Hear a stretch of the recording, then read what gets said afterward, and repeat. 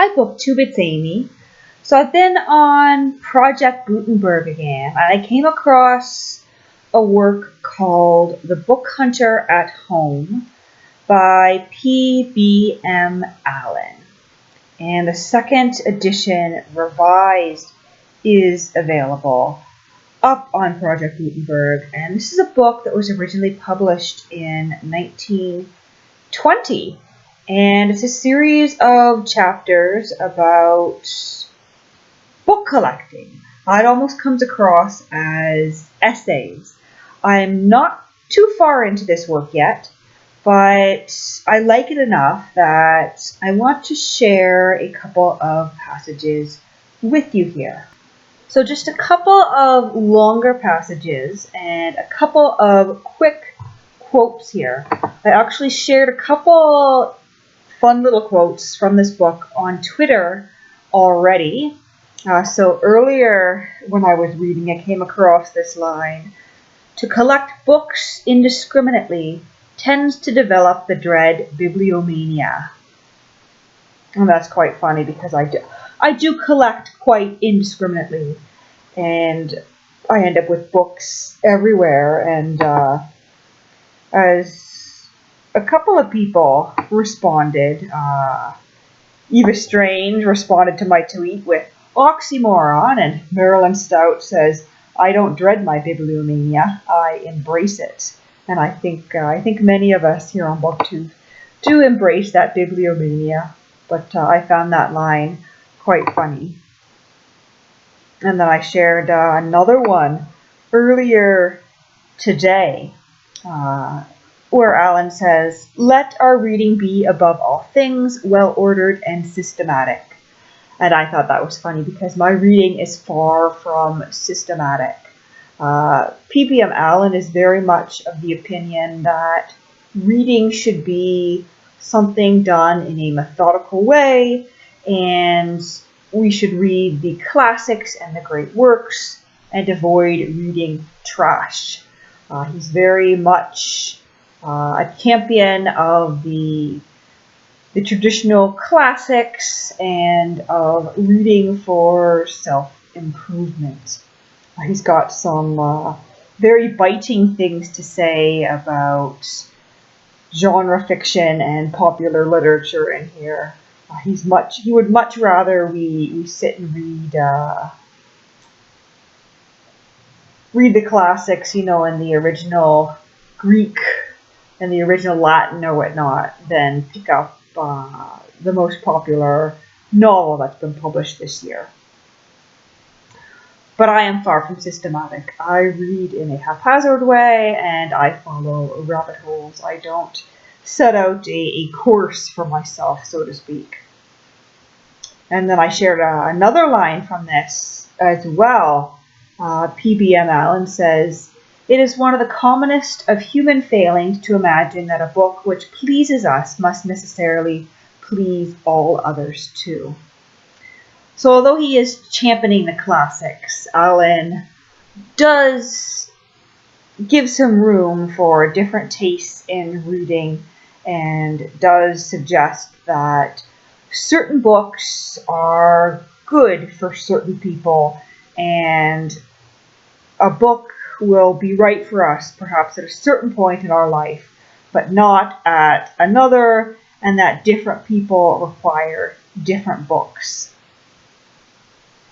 So that's an interesting perspective to come across as well.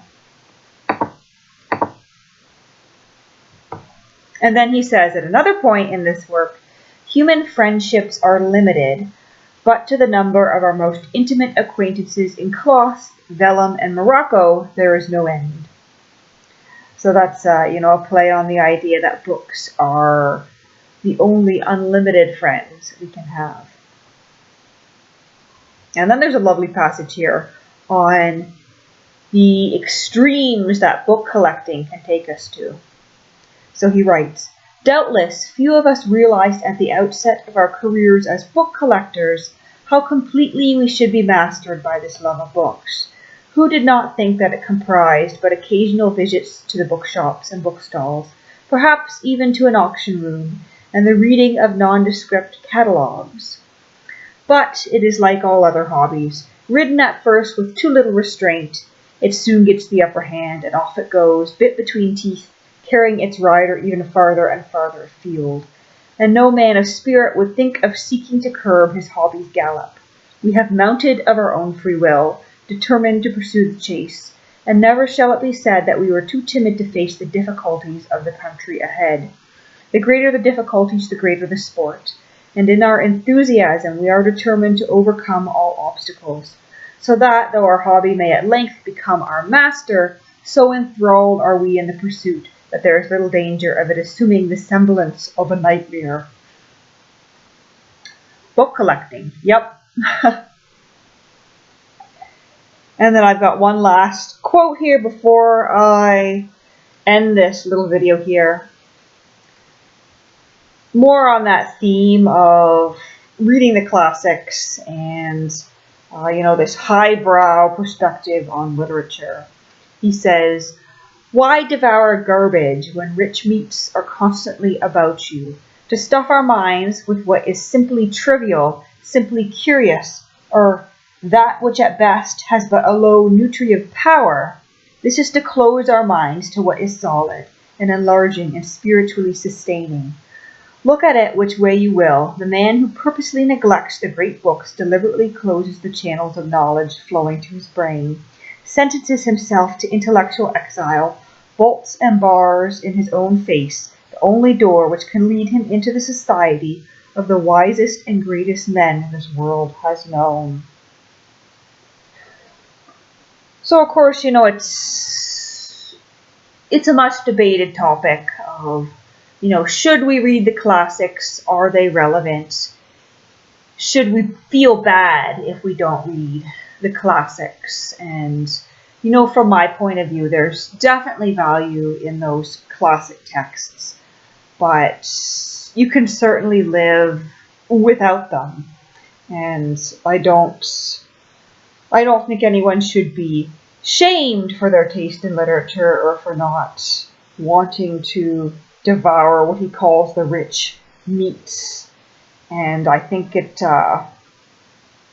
I don't think it's constructive to call, novels and more contemporary literature, garbage. That doesn't make a lot of sense to me. I very much go on the philosophy that a book is good if it speaks to you. And if it speaks to you, then it has value. If it hits you emotionally, if it encourages you to reflect, then it's done its job. Whether you're picking that book up to relax or whether you're picking it up to improve yourself or to learn something, I don't think it really matters all that much.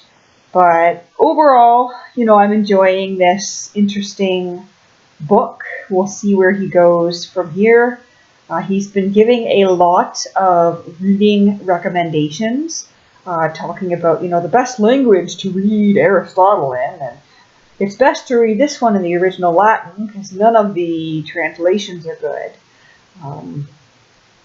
Definitely an older style perspective of looking at reading and literature. Maybe I'll talk some more about this in my Friday Reads. Talk to you soon.